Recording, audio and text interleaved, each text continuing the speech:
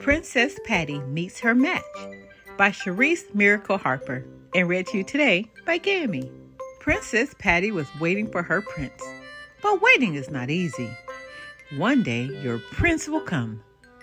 Is one day today? Asked Princess Patty. She looked at her pet starfish, but Miss Loverpuff did not answer. She was a starfish. Oh, fiddlesticks, said the princess. I'm tired of waiting. I'll just go find him myself.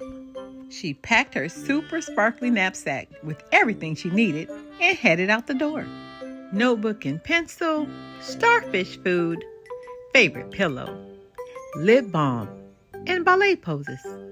She could not drive a carriage. She could not ride a horse, but she was wearing her favorite comfy shoes, so she walked.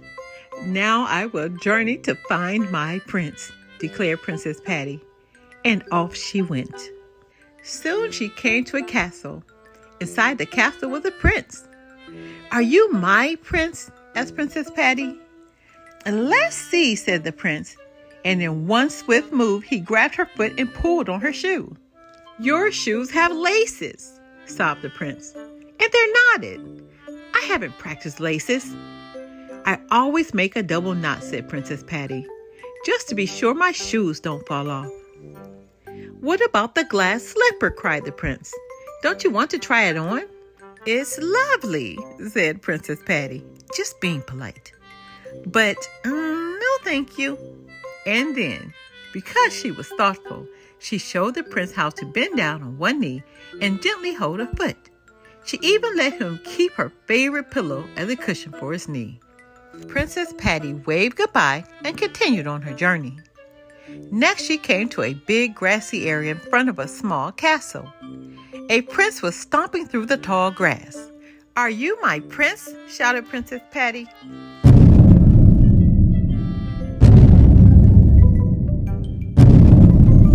The prince came charging over. I catch dragons, bragged the prince. Do you have a dragon like this? He swung his little net in the air.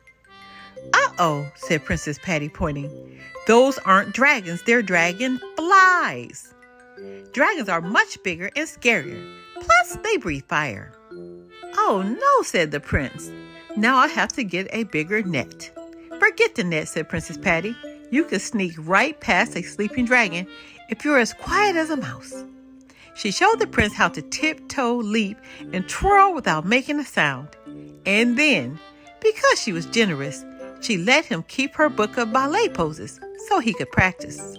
I've got to stop wasting time, said Princess Patty. I have to find my prince. But where? Where is he? Where could he be?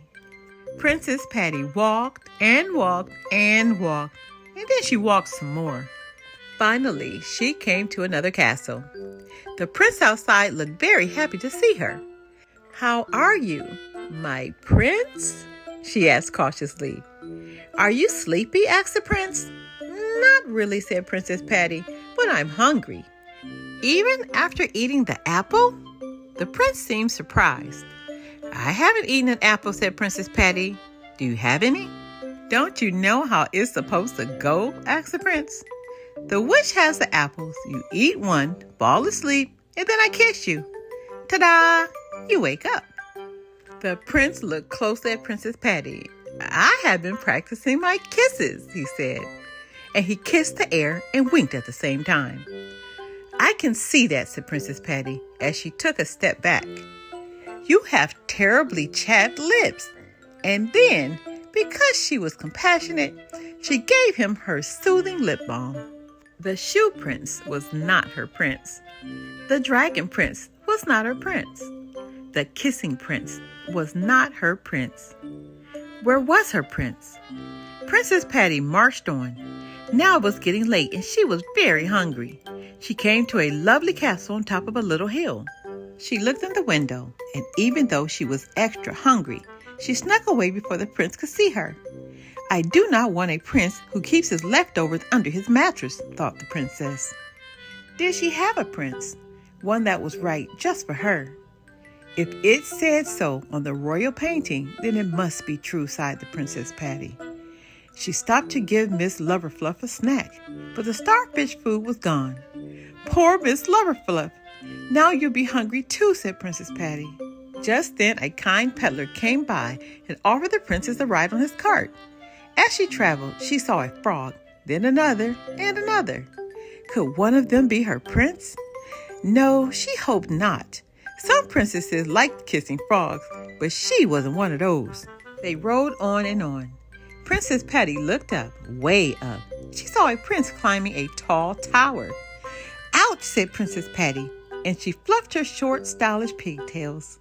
Then suddenly the princess saw something familiar. She thanked the peddler and jumped off the wagon. Fairy Godmother, cried Princess Patty. Please help me. I can't find my prince. Oh dear, said Fairy Godmother. Didn't I just put you in a ball gown and send you off to the royal ball in a carriage made from a pumpkin? No, that wasn't me, said Princess Patty. Well, this is embarrassing, said the Fairy Godmother. You princesses all look alike. I just don't know how to keep it straight. When I have too much to remember, I write things down, said Princess Patty. And then, because she was helpful, she showed the Fairy Godmother how to make a list. She even let her keep her pencil and notebook. Luckily, Princess Patty's castle was not far away. She walked home.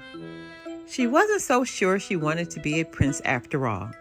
When she got home, there was a tired, ragged prince sitting by her door. I'm looking for my princess, he said.